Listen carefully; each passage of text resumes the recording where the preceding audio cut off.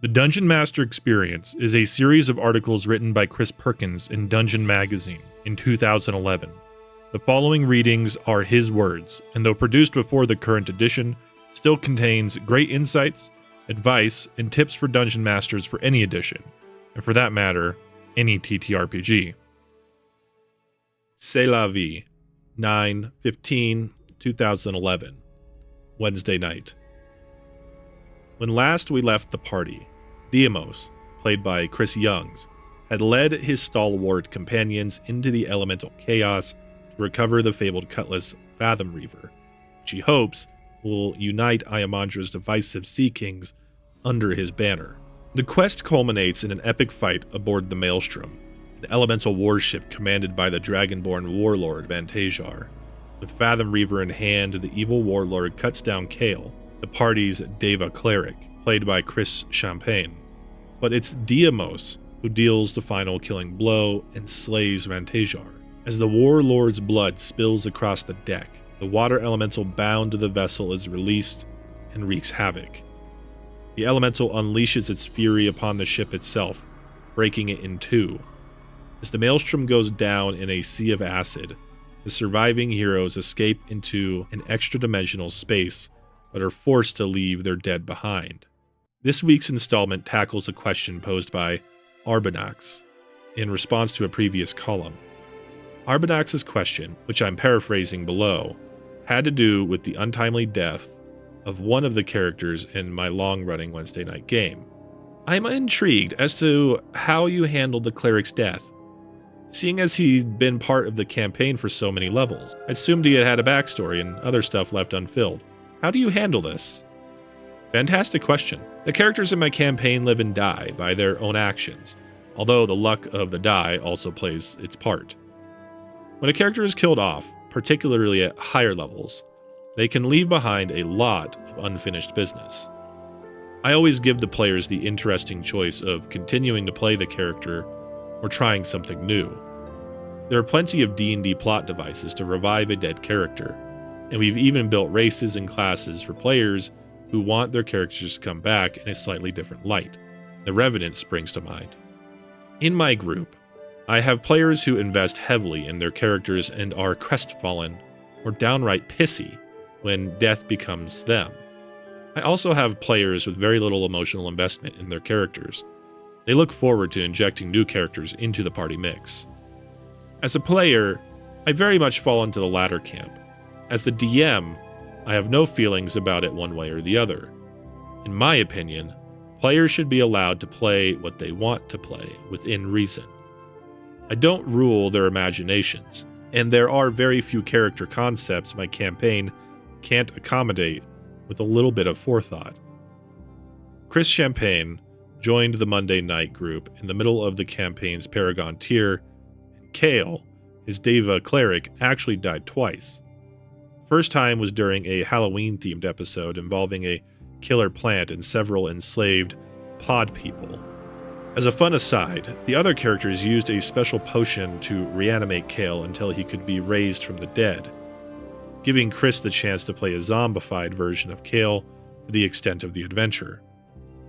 Kale's second death came at the hands of the Dragonborn warlord Vantajar in the elemental chaos, and a further insult, Kale's body was cast overboard and dissolved in a sea of acid.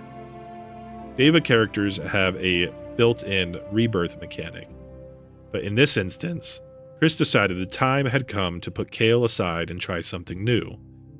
This, despite the fact that Kale was close to unlocking the secrets of a past life in which he was the loyal manservant of a young princess who would eventually become the Raven Queen. Now it's possible that Kale has been reborn somewhere, as Devas are wont to do, and so there's still a slim chance that he might reappear before the campaign concludes. But Kale's story basically ended when Chris decided to play Kosh, his Infernal Pact warlock, with the Prince of Hell epic destiny. The fact that Kale's story is incomplete doesn't raise my hackles. In a game in which heroes die, it's not always possible to get perfect closure. You end up trading closure for shock as the surviving characters realize, oh my god, he's dead. A sudden death might cut short that character's story. Hopefully it gives his surviving companions the newfound impetus to press on despite their trepidation.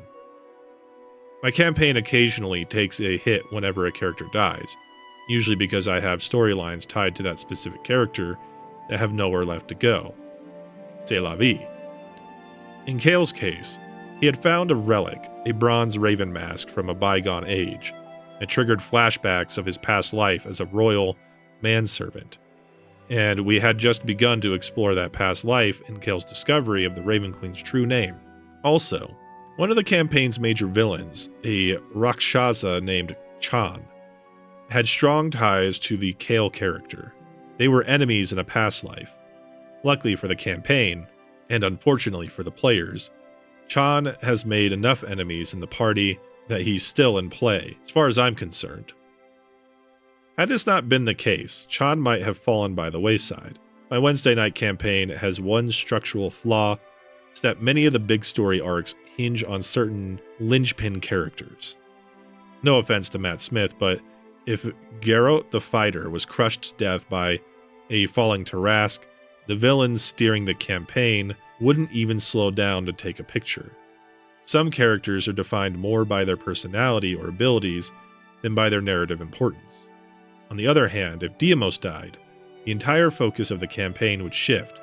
The party's impetus to unite the Sea Kings is mostly driven by Chris Young's character. But you know what? As I write this, part of me is so excited by the very idea that I'm half tempted to drop a Tarrasque on Deimos, just to watch the campaign cartwheel off a cliff or take one last unexpected turn in the back end of Epic Tier. Of course, that would be wrong. That said, over the years, I've encountered the odd character I've wanted to kill off, usually because the character was unlikable, unbalanced, or underwhelming in the personality department, much like those poor red shirt wearing sods in Star Trek. I try to resist the urge, since that's the DMing equivalent of bad form, and is usually counterproductive. The player just rolls up an even more asinine or useless character. Lessons learned. Much has been written on the topic of coping with character death, and at the risk of throwing more wood on that fire, it's only the DM's problem when the player is left feeling unsatisfied. Your campaign will survive and metamorphose regardless, but will the player want to continue partaking of it? If the player wants to continue exploring the facets of the character, or feels that there's an untold story left to tell, then the DM's task should be to make the player happy. If the player shrugs his or her shoulders, starts talking about a cool new character idea, then your challenge becomes how to make this new character feel like he or she belongs in your campaign. The decision to revive a dead character should fall to that character's player. If you can't think of a clever way to bring back the character, there's always the raise dead ritual. The player decides to move on. Be kind to the dead character's memory. Let the character's heroism echo through your campaign. Your campaign is stronger than any one character. When a character dies and leaves unfinished business behind, declare c'est la vie and move on. Cale died protecting his friends in the greatest battle of the Wednesday night campaign to date. Chris wisely believed that Cale would achieve no greater death, and so he let the character go. My responsibility as DM is to keep Cale alive, by evoking his name from time to time in ways that make his sacrifice meaningful. A saddened NPC might remark on Cale's absence. An emissary from the Shadowfell might reassure Cale's companions that their lost cleric has taken his place by the Raven Queen's side. Or a campaign villain might remind the heroes how weak and vulnerable they've become without their Deva cleric to back them up. It's also a tasty bit of irony that the party's escape from the sinking ship was facilitated by an Exodus knife which Rodney Thompson's character lifted from Cale's corpse. So the party has a useful memento mori to remind them of their bygone friend. As a final aside, Cale wasn't the only character who perished in the climactic battle with Vantajar. Many of the characters came close, but a human pirate named Armos, played by Nassim Khamis, also died a player-imposed permadeath. Armos has been introduced several sessions earlier after Nassim's primary character, a warforged warden named Fleet, was abducted by Vecna cultists wishing to study the living construct. I'm pretty sure that Nassim knew Fleet would be back eventually, and that, at some point, he would be playing 2 characters. Armos wasn't around long enough to win the hearts of the companions or carve out a major character arc for himself, so it remains to be seen whether his death has any lasting impression. Years after a campaign concludes, it's perfectly natural for DMs and players to remember certain characters more readily than others, much as our real-world history judges heroes as popular or unsung, until the next encounter. Also, don't forget to follow the link in the description to pick up my first ever adventure and setting for free on Patreon and DriveThruRPG now. Dive into the desert region of Gondolar as adventurers making their way to the budding city town of Silt Pass in search of gold, glory, and answers to the secrets of a long-lost empire.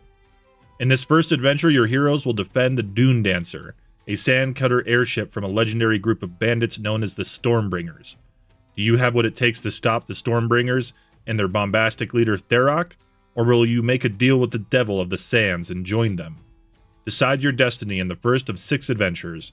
TSI, Tharok, Stormbringer, Ironmane.